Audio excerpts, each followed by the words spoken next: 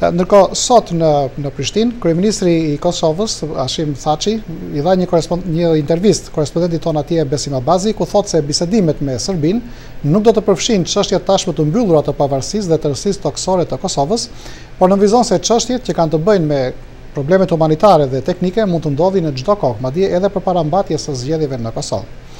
Në intervistën e tij, kryeministri Thaçi komenton arsyet e përshpejtimit të procesit të privatizimit të postës dhe telekomit të Kosovës, si dhe debatet e ashpra që përcollën këtë proces. Zotë kryeministër, po e fillojmë këtë intervistë me debatet e ashpra që përcollën procesin e votimit të strategjisë për privatizimin e postës dhe telekomit të Kosovës, një debat që përfshiu edhe partnerët e koalicionit. Si vlerësoni këto debate?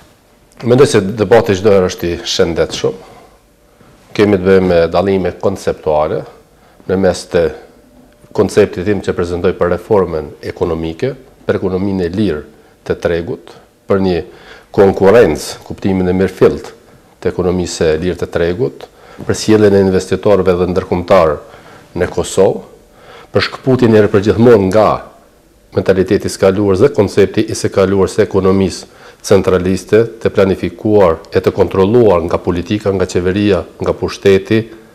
Këtë drejtim, mendoj se ka qenë edhe debati i djeshëm, pra ka qenë një debat ndeshësh konceptuale mes reformës ekonomike dhe mentalitetit të së kaluarës. Por a është i mirë i përgatitur ky proces? Kundërshtarët thanë se nuk është koha e një reforme të tillë. Reformat ekonomike gjithmonë janë të domosdoshme.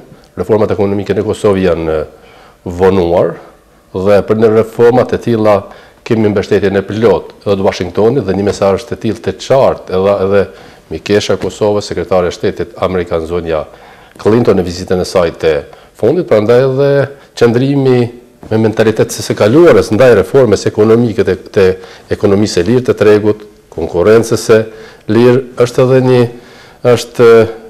një mentalitet që nuk përkon me investimet të Washingtonit dhe të Brukselit, sepse edhe Washingtoni, edhe Brukseli, dhe gjithë partnerët tanë do të na ndihmojnë vetëm duke ndërtuar një ekonomi të lirë të tregut.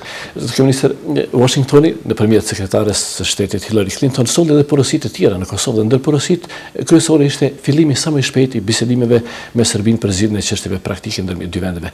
A do ta përshpejtojë porosia e saj edhe këtë proces?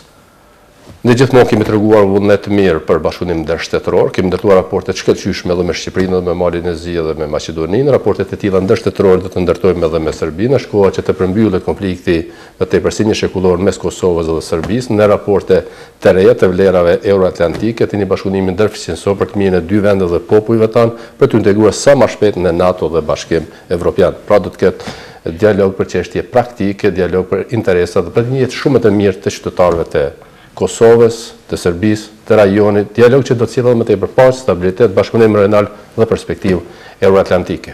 Kur, zotë kryeministër, kur mund të fillojë? Kjo do varet nga përgatitjet që do të bëhen, takimet e tilla në mes autoritetet e Kosovës dhe Serbisë ka pasur edhe më herët sa përket çështjes së personave të pagjetur apo çështjes së kthimit të njerëzve në shtëpi dhe pronat e tyre, që është aspekt edhe human edhe teknik, por në të njëjtën kohë me reflektime edhe të bashkëpunimit në mes dy popujve dhe vendeve tona, prandaj gjithçka do të varet nga përgatitjet që do të bëhen edhe nga Washingtoni edhe nga Brukseli. Por unë mirëpres angazhimin e përbashkët të Bashkimit Evropian dhe të Shteteve të Bashkuara të Amerikës. Çdo herë kur Prishtina ka bashkëpunuar ngushtë me Washingtonin dhe Brukselin, ka dalur mirë dhe kam besim të plot në këtë proces. Diplomacia evropiane ka shfaqur dëshirën e saj që të organizojë një takim të drejtë midis jush dhe presidentit të Serbisë Boris Tadić. Jeni gatshëm për një takim të tillë? Ne kemi treguar gjithmonë vullnetin, kuptimin e përkushtimeve për ecje përpara, për shikuar ka e ardhmja, të një vizioni euroatlantik për rajonin, për Kosovën dhe zotimet edhe që kemi marrë edhe prej Shtetet Bashkuara të Amerikës edhe prej vendeve të Bashkimit Evropian, prandaj në takimet e tilla kemi pasur edhe ne vjen në takimet që kemi zhvilluar të përbashkëta në procesin negociatave për statusin politik mes autoritetet të Kosovës dhe Serbisë. Nuk do të ishte diçka e jashtëzakonshme nëse ndodhin takimet e tilla të njerëzve lider të vendeve edhe të Kosovës edhe të Serbisë. Prandaj politika ime është shtrëngimi duarve dhe shekim ka ardhmja në vend të shikimit ka e kaluara dhe konflikti.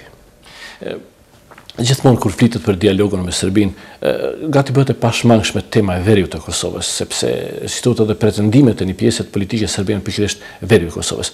A do ta fusni veriun në këto bisedime? Kosova njëherë për gjithmonë është shtet i pavarur sovran. Kosova është integriteti territorial i saj është i njohur ndërkombëtarisht, është i paprekshëm. Kosova është unike, i njohur nga 70 vendet e botës dhe të prezantuar me opinionin super të qartë të Gjykatës Ndërkombëtare të Drejtësisë, të rikonfirmuar edhe nga rezoluta Asamblesë së Përgjithshme të OKB-s, pra do të ketë vetëm dialog për çështje praktike, për çështje teknike dhe në asnjë rrethon nuk do të merr konotacion politik apo që do të cënon sovranitetin dhe integritetin territorial të Republikës së Kosovës. Bisedimet para apo pas zgjedhjeve në Kosovë? Takimet mes autoritetet Prishtinës dhe Beogradit kanë ndodhur më njëherë pas luftës, prandaj takimet që ndërlidhen me çështje humanitare dhe teknike mund të ndodhin në çdo kohë. Edhe para zgjedhjeve në Kosovë. Nuk duhet të ndërlidhim interesat shtetërore me kampanja elektorale dhe nuk duhet në asnjë rrethon të ndikohen këto gjëra tek njëra tjetra. Duhet të shoqërojmë interesin shtetëror, interesin e vendit, interesin e gjithë qytetarëve. Zoti kryeminist, pas dorëheqjes së ish-presidentit të Kosovës Fatmir Sejdiu, vendi ka hyrë megjithatë në një farë forme të krizës politike dhe zgjedhjet janë bërë të pashmangshme. Kur duhet të mbahen këto zgjedhje dhe a mund të funksionojë deri në mbajtjen e tyre aktualisht shteti i Kosovës? Pas shpalljes së gjykimit nga Gjykata Kushtetuese për shkeljen e kushtetutës nga ana e ish-presidentit Sejdiu, do të shkeljes së kushtetutës së Republikës së Kosovës, janë krijuar rrethana të reja, nuk mund të themi që nuk janë krijuar ato rrethana. Tash e kemi ushtruesin e detyrës së presidentit zotin Krasniqi, që i është duke luajtur rolin e vet që i takon përputhshmëri me autoritetin e bartur nga Kushtetuta e Republikës së Kosovës. Gjithashtu kemi parlamentin në të cilin mund të themi lirësisht se ka filluar një kampanje elektorale, por vendi do të shkojë në zgjedhje të lira në kohën e dur, ndërsa ne do të kryejmë obligimet tona që na takojnë përputhshmëri me këtë rrethon të re dhe përputhshmëri me aspektin legal dhe me ligjet tona, me procedurat tona, me kushtetutën tonë dhe dokumentin e presidentit Ahtisari. Por dorëheqja e ish-presidentit Sejdiu dhe përplasjet e fundit me partnerin e koalicionit qeveritar, a mund ta ndryshojnë rrjedhën e këtij procesi? Kam fjalën të zgjedhjeve. Debatet nuk do t'i prezantoja si përplasje, sepse ne jemi në një qeveri të përbashkët, gjithçka është në fazat e këtyre përkushtimeve të konsolidimit dhe forcimit të shtetit tonë, ndërsa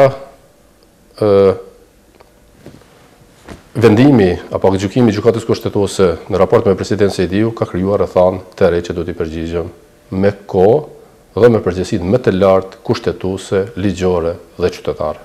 Apo shkojmë në zgjedhjet parakohshme, a zgjedhje të jashtëzakonshme? A ekzistojnë edhe kjo mundësi?